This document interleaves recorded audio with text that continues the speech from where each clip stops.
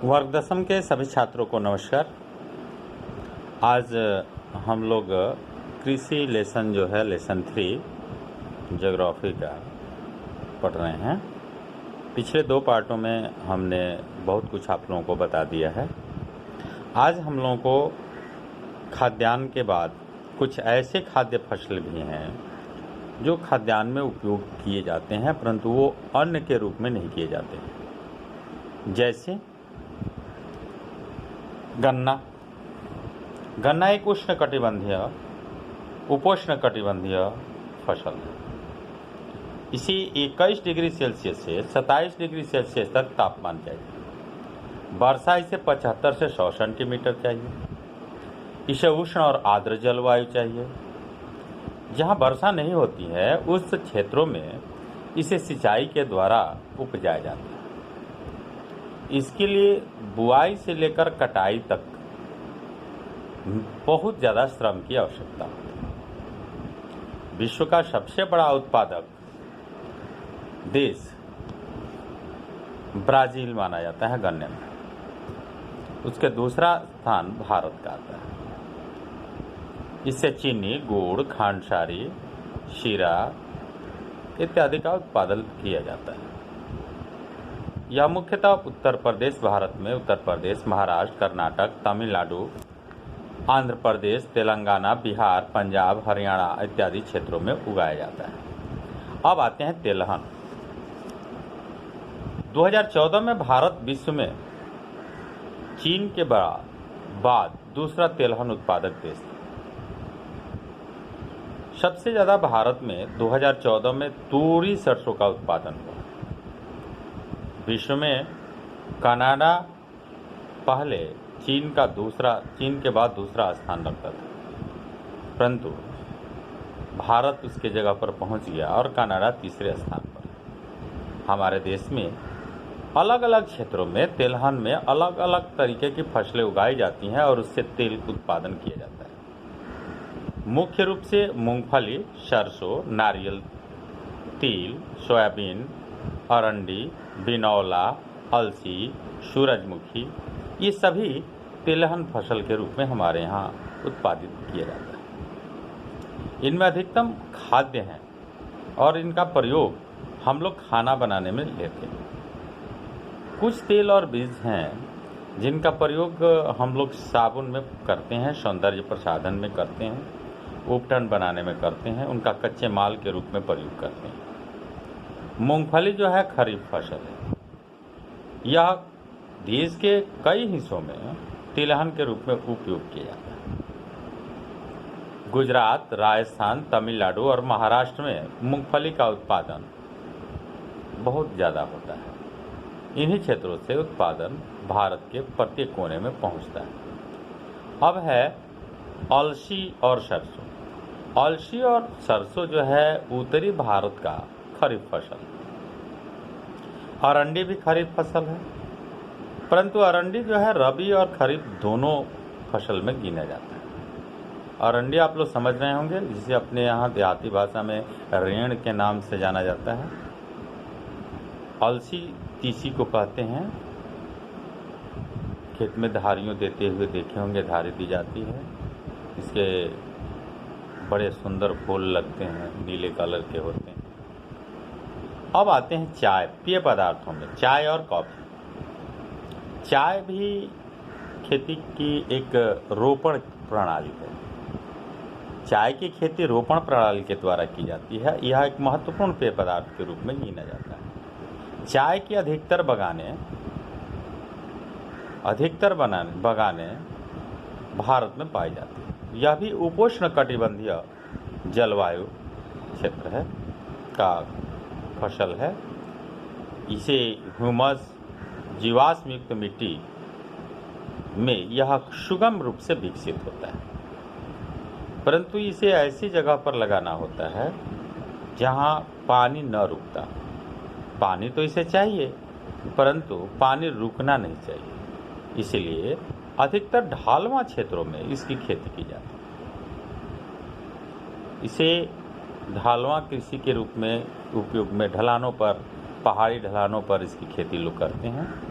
और इसकी पत्तियों का प्रयोग उद्योगों में प्रसंस्कृत करके चाय के रूप में किया जाता है। इसका मुख्य उत्पादन हमारे देश में असम, पश्चिम बंगाल, दार्जिलिंग, जलपाईगुड़ी जिलों के पहाड़ी क्षेत्रों में पाया जाता है। तमिलनाडु और केरल में भी इसका कुछ खेती होती है, कृषि होती है। इसके अलावा हिमाचल प्रदेश, उत्तराखंड, मेघालय, आंध्र प्रदेश, त्रिपुरा राज्यों में भी चाय उगाई जाती हैं, परंतु यहाँ मात्रा बहुत कम होती है। चाय उत्पादन में भारत का स्थान विश्व में दूसरा है। चाय उत्पादक देशों में भारत की गिनती दूसरे नंबर पर होती है। अब आते हैं कॉफ़ी। कॉफ़ी जो है भारत में बहुत बाद में उगाया जाने लगा। पहले हमारे यहाँ कॉफ़ी की कृषि नहीं की जाती थी, परंतु जब अंग्रेज आए तो इन लोग कॉफ़ी का प्रयोग करते थे, तो इन लोगों ने इसकी खेती प्रारंभ कराई। अब इस भारत की कॉफ़ी जो है विश्व विख्यात है। हमारे देश में ओबिका किस्म की काफ़ी पैदा होती है। इसके बीज जो है यमन देश से लाए गए थे। यह विश्व में बहुत ही प्रसिद्ध है, इसकी बड़ी मांग होती है। सबसे पहले इसकी खेती बाबा बुदुन के पहाड़ियों में शुरू हुई। आज भी इसकी खेती नीलगिरी के पहाड़ियों के आसपास कर्नाटक, केरल और तमिलनाडु में की जाती है। अब आते हैं बागवानी फसलें। भारत विश्व में फलों और सब्जियों का उत्पादन में भी दूसरा स्थान रखता है। यह उष्ण शीतोष्ण कटिबंधीय दोनों प्रकार की फलें उगाई जाती हैं। भारत के फलों में फल उत्पादन में महाराष्ट्र, आंध्र प्रदेश, तेलंगाना, उत्तर प्रदेश, पश्चिम बंगाल ये सब आम के लिए बड़े प्रसिद्ध हैं। नागपुर, चेरापूंजी, मेघालय संतरे के लिए, केरल, मिजोरम, महाराष्ट्र, तमिलनाडु केले के लिए, उत्तर प्रदेश, बिहार लीची के लिए, मेघालय में अनास, आंध्र प्रदेश, तेलंगाना और महाराष्ट्र में अंगूर, हिमाचल प्रदेश और जम्मू कश्मीर में सेब और नाशपाती, खुबानी, अखरोट। इन सभी चीज़ों का बहुत ही विश्व के कई स्तरों पर डिमांड है। यह बागवानी कृषि में होता है। ये पौधे रोपण के विधि के द्वारा लगाए जाते हैं। अब हमारे यहाँ रबड़ और रेशेदार फसलें। रबड़ में जो है भूमध्य रेखीय क्षेत्रों में पाया जाता है। यह विशेष परिस्थितियों में उष्ण कटिबंधीय, उपोष्ण कटिबंधीय क्षेत्रों में भी उगाया जाता है। यह इसे 200 सेंटीमीटर से अधिक की वर्षा चाहिए और 25 डिग्री सेल्सियस तापमान, इससे अधिक तापमान चाहिए। इसे आर्द्र जलवायु की आवश्यकता होती है। यह एक कच्चे माल के रूप में उद्योगों में प्रयुक्त होता है। इसका मुख्य उत्पादन हमारे देश में केरल, तमिलनाडु, कर्नाटक, अंडमान निकोबार द्वीप समूह, मेघालय के गारो पहाड़ियों में उगाया जाता है।